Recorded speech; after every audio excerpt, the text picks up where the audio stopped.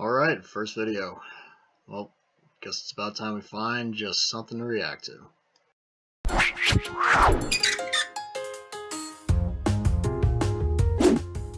Oh, god damn it.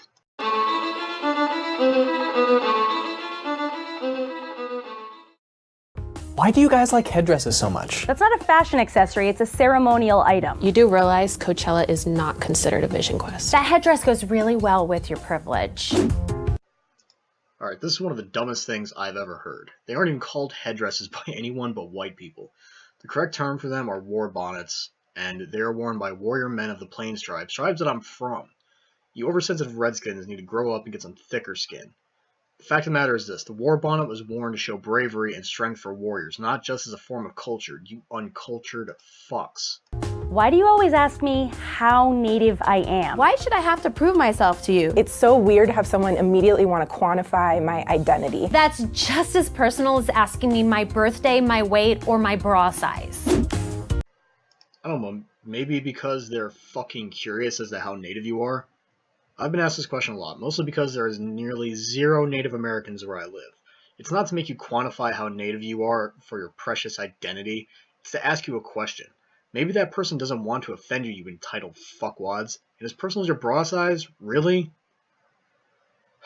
They're really serious with this video.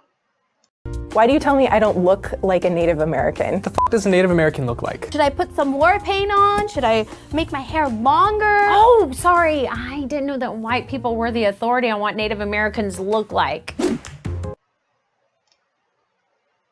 Are you fucking retarded? People have a very set standards for what they think Native Americans look like. Usually for men it's like tall, muscular, long, straight black hair, and the same can be said more or less for the women.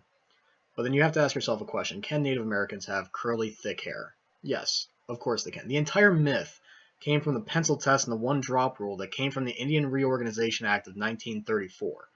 Basically, the entire idea was that Native American hair was thin and silky, and a pencil would fall through it with one drop. If it required vigorous shaking, it was deemed too tight and labeled as non-Indian. I'll leave a link to the information concerning this law in the description. And if you ever think it's because, I don't know, maybe you look a lot like other ethnicities, one of these women look white and the rest look moderately Hispanic and one looks Asian. Maybe that's why they have this image of what we look like and are asking you what percent you are, you fucking idiots. Why do you think we get everything for free? I don't get casino money, I do pay taxes, and I have student loans up to here. And while we're at it, natives are one of the poorest demographics in the country. If somebody wants to pay for my student loans at any time, please send me a check. I actually don't disagree with this point too much. Here's the difference though. I have never once been asked, nor has any other native I know or have met been asked this ever. This is stereotype bullshit that just floats around and you're grabbing at it like you grab at straws for these straw man videos that you make.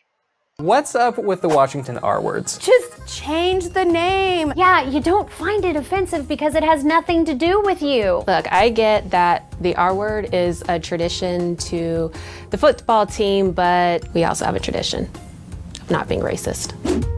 Holy fucking shit. The fucking R word? Are you kidding me? You bunch of Pocahontas cunts are the only thing giving natives a bad name in this video.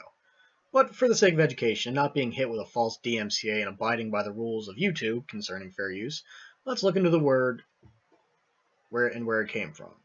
The American Indian Removal Act was signed in 1830 and was what precursed the Trail of Tears.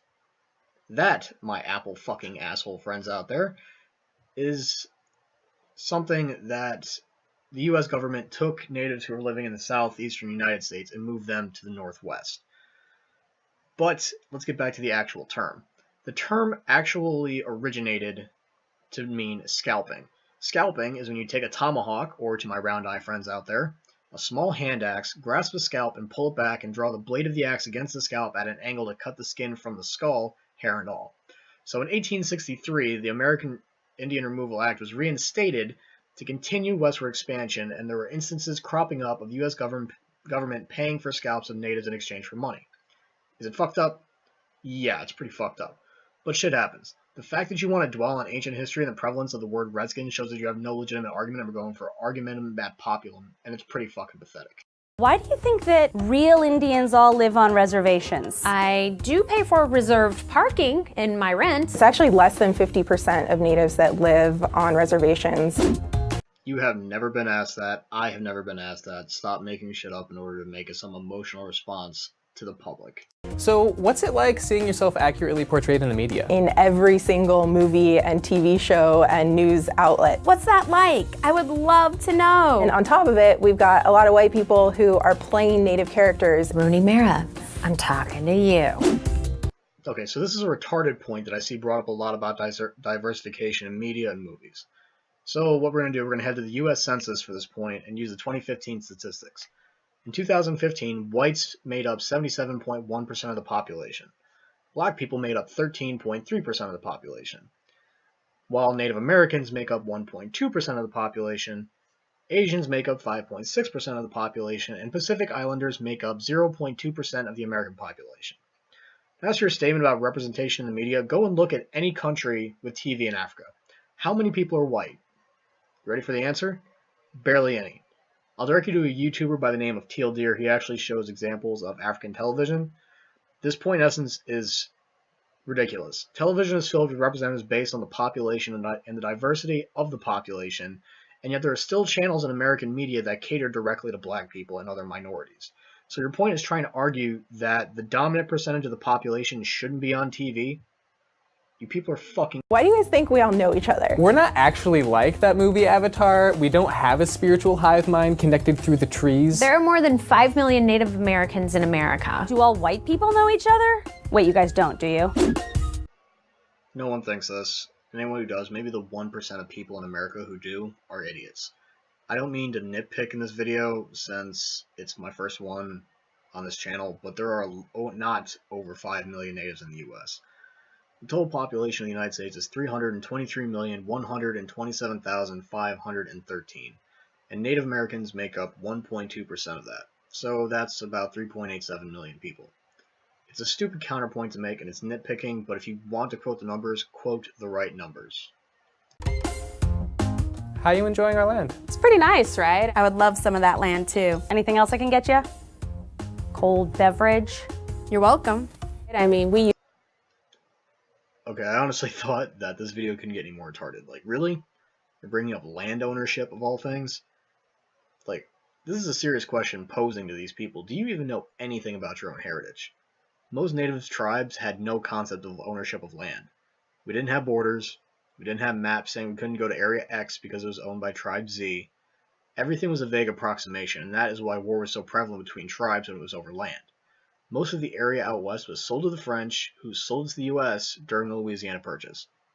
Most of the west coast was purchased in exchange for sugar, beads, weapons, ammunition, and whiskey. Same thing goes for most of the East Coast, and pretty much everything else that wasn't included in the Louisiana Purchase.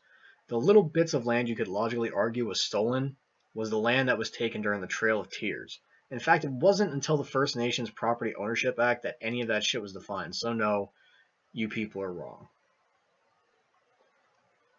To sum up this video, guys, and yes, I will be responding to other crap like this from Buzzfeed, it's total garbage. There are no serious questions, it's all race-baiting bullshit, which is common ground for Buzzfeed these days. So don't be surprised when you see more videos like this pop up.